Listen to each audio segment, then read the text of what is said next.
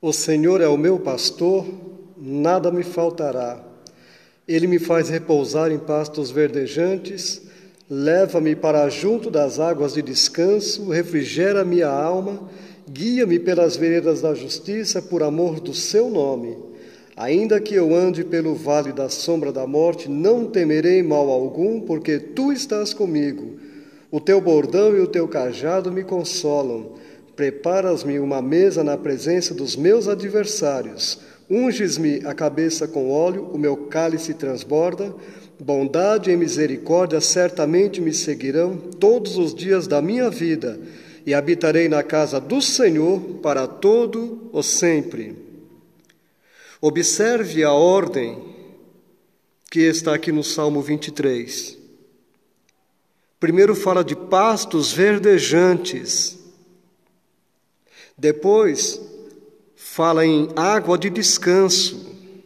Depois, veredas de justiça. Depois é o vale da sombra e morte. E no final, a casa do Senhor, ou o céu. No Salmo 23, aqui está falando de Jesus Cristo.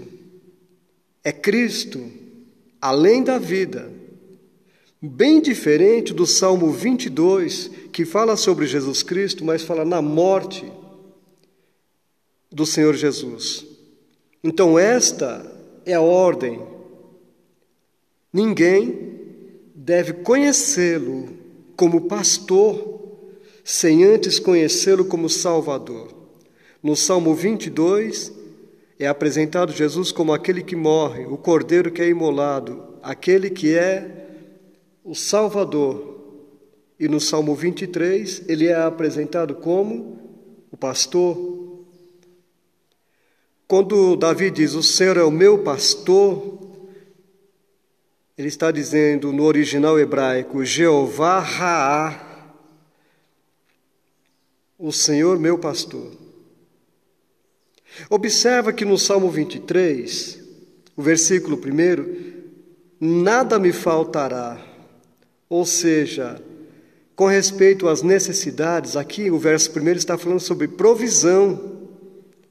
O verso 2, ele fala da fome, da preparação. O verso 3 fala da sede, ou também fala do progresso, né? O verso 3 ainda fala sobre o pecado. O verso 4 fala além da morte.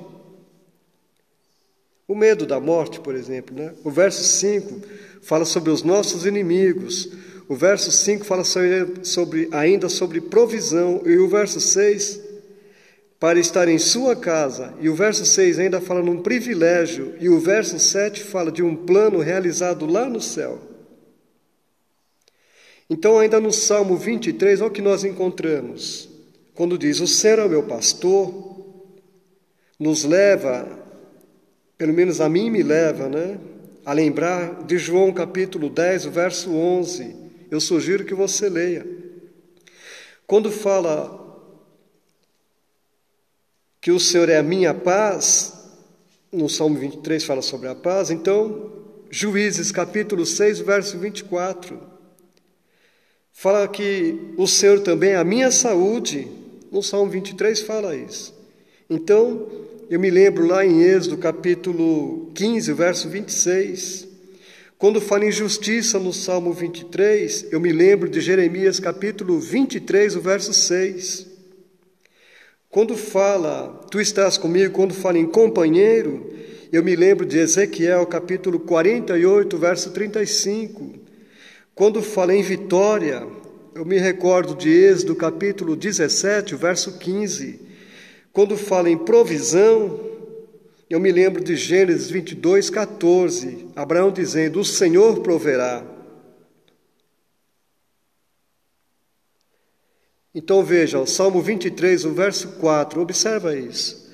Deus é a nossa proteção, é a mão amiga que nos consola em momentos de medo e incerteza. Certa vez uma menina acordou durante a noite, chorando e com medo. Sua mãe se aproximou, segurou a mão dela e ela adormeceu novamente.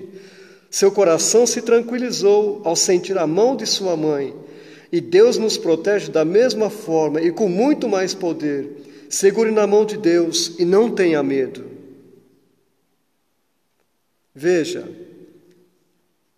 a palavra bordão aqui no Salmo 23 é o mesmo que bastão. Uma vez, um jovem, ele foi visitar os seus pais.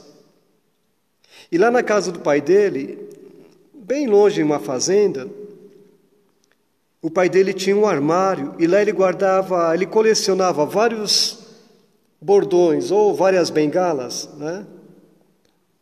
E aí foi e pegou um para caminhar junto com o pai. O pai caminhava e ele também pegou uma bengala lá e foi junto com o pai dele. Então, era para se apoiar. O pai precisava, porque já de idade se apoiava. E o filho pegou também para ir passear junto com o pai. Mas às vezes parece que nós estamos precisando de um apoio, de estabilidade, de firmeza, de um bordão, de um bastão. Jacó se apoiava no seu bordão. Quem sabe você esteja precisando de um.